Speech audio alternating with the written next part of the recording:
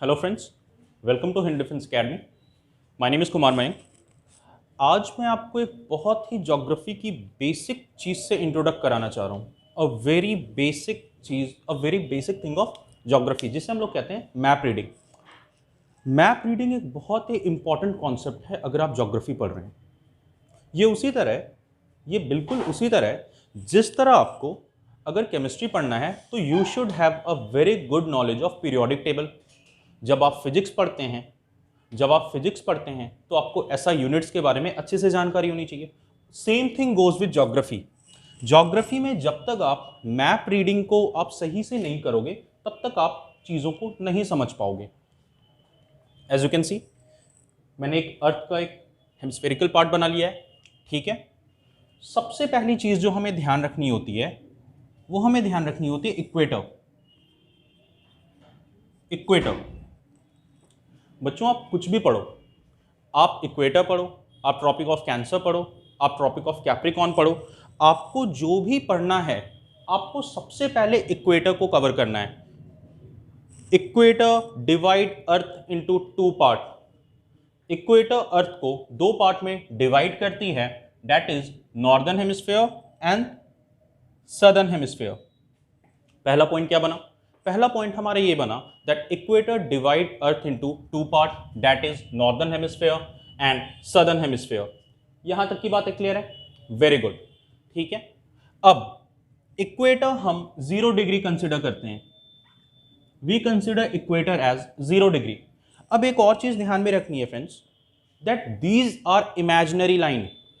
Equator बस एक imaginary line है और इसको थोड़ा सा हम लोग ये भी देखते हैं कि क्या जरूरत पड़ी कि अर्थ को हमने इतने पार्ट में डिवाइड कर दिया। ऐसी कोई जब इमेजिनरी ही लाइन है, कोई बॉर्डर है नहीं, तो क्या जरूरत पड़ी?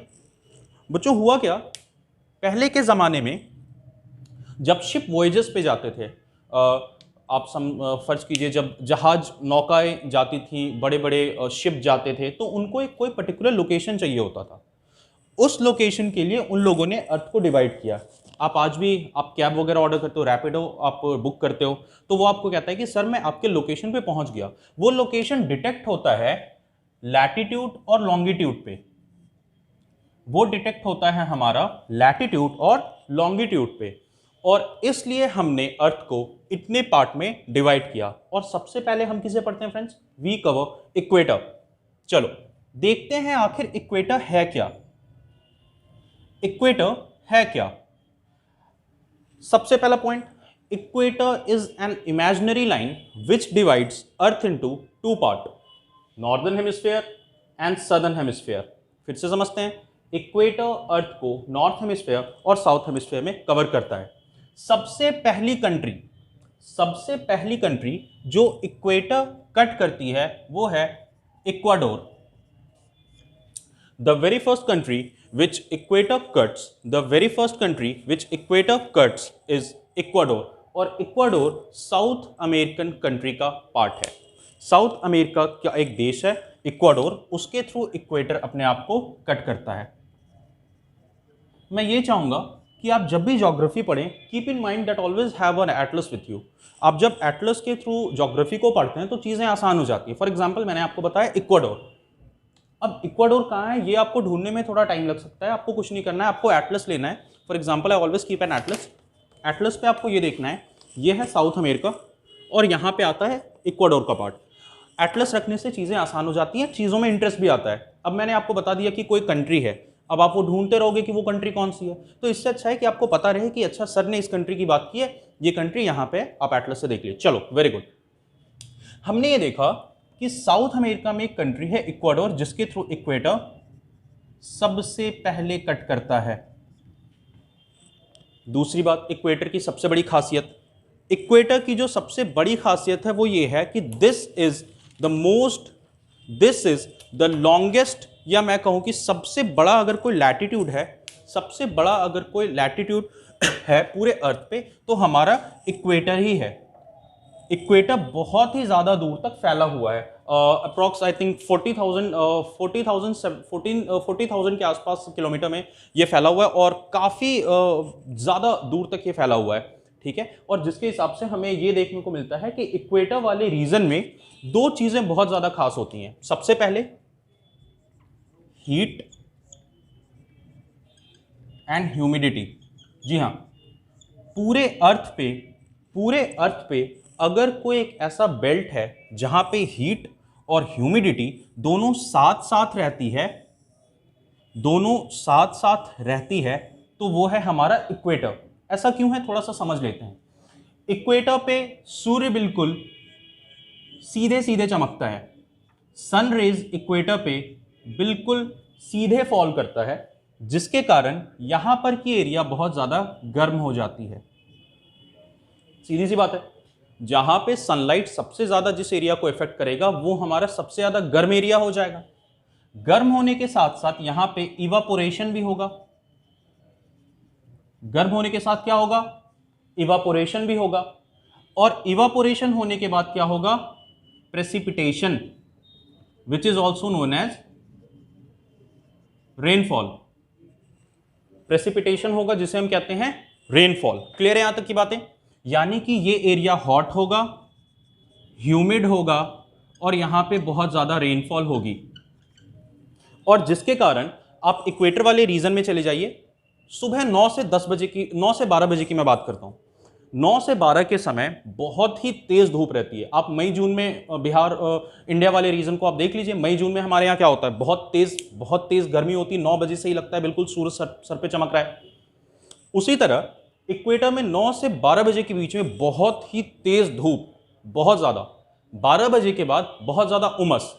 और उस उमस को मैं कंपेयर कराना चाहूंगा जुलाई के मंथ में। आप रूम में रहिए, नॉर्थ इंडिया में, बिहार में, यूपी में, दिल्ली में आप रहिए अपने रूम में, आपको हमेशा लगेगा ह्यूमिडिटी उमस टाइप का। वही उमस इक्वेटर के रीजन में 12 से 3 के बीच में आपको फील होगा। You will feel the same humidity. और 3 बजे से 6 बजे के बीच में यहां पे हेवी रेनफॉल होती है। Equator receives a very heavy rainfall at 3 to 6 PM with lightning. बहुत ही तेज बारिश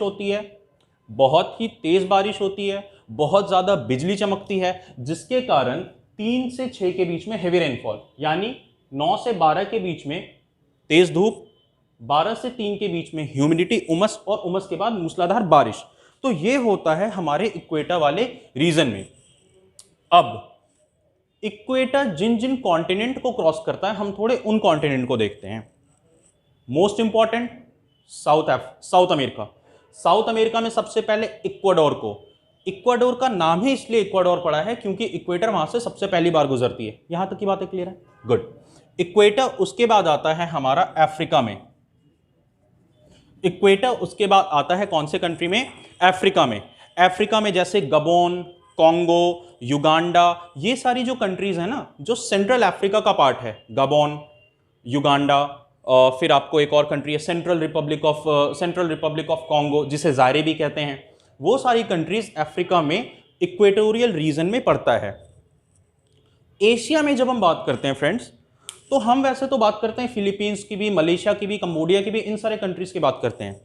लेकिन जब हम एक पर्टिकुलर कंट्री की बात करते हैं जो मेनलैंड है, मेनलैंड थोड़ा समझते हैं मेनलैंड क्या है। मेनलैंड कंट्री वो कंट्री होती है जो कि एक पर्टिकुलर प्लेस पे हो, पानी वानी आसपास में ना हो, पर्टिकुलरली मेनलैंड पे हो। जिसे आप कहते हैं ना कि पटना का मेनलैंड अगर आप कहना चाहेंगे तो आप कहेंगे राजेंद्र नगर हो गया, पाटलिपुत्रा हो गया, ये सारे मेनलैंड है। लेकिन वहीं आप अगर पटना से बाहर की बात करेंगे तो हाजीपुर वाला एरिया, ये सारा जो हमारा एरिया रहता है, ये मेनलैंड नहीं होता, ठीक है। ये होता है आउटस्कर्ट, बाहर के देश, बाहर के जगह। उसी तरह एशिया में अगर कोई सबसे इंपॉर्टेंट कंट्री, एशिया में अगर कोई सबसे इंपॉर्टेंट कंट्री जिसके थ्रू इक्वेटर पास होती है, दैट कंट्री इज इंडोनेशिया।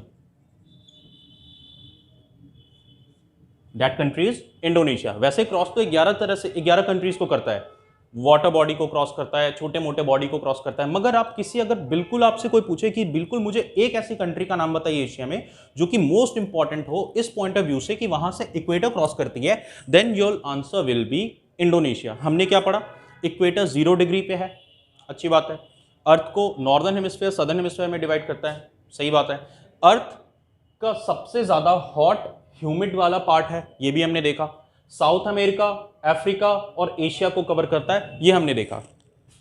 एक इंपॉर्टेंट चीज जो मैं यहां पे आपको बताना चाहूंगा आपके एग्जाम पॉइंट ऑफ व्यू से, जो बहुत ज्यादा इंपॉर्टेंट, वो ये है कि आपसे पूछा जाता है कि किसी एक रिवर का नाम बताइए जो इक्वेटर को 2 बार कट करती है।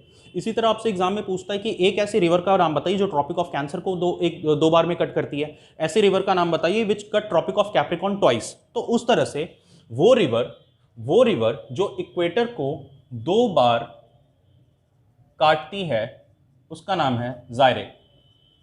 जायरे एक रिवर है अफ्रीका में, सेंट्रल अफ्रीका में, जो कि इक्वेटर को 2 बार काटती है। अब 2 बार काटने से क्या मतलब है, थोड़ा सा इसे हम इस तरह से समझते हैं। ये इक्वेटर है, ठीक है, और ये इस तरह से चली है, यानी यहां पे इसने एक बार इंटरसेक्ट किया और यहां पे इसने दूसरी बार इंटरसेक्ट किया। तो जायरे एक ऐसा रिवर है, जायरे is a river which intersect equator into 2 parts या विच इंटरसेक्ट इक्वेटर ट्वाइस। हो गया, हमने इक्वेटर से रिलेटेड जितनी भी चीजें थी उसको हमने कवर कर लिया।